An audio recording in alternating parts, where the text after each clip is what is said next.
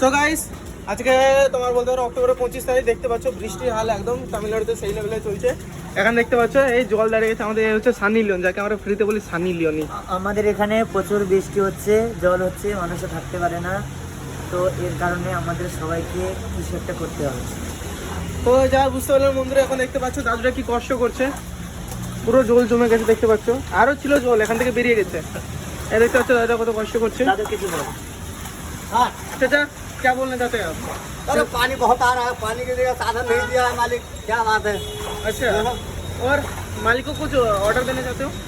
मालिक है, हाँ, मालिक को तो ये कहता हूँ, पानी को तो विस्तार कर दो भाई। कितना पानी हो गया है ना, कितने दाम हो गए।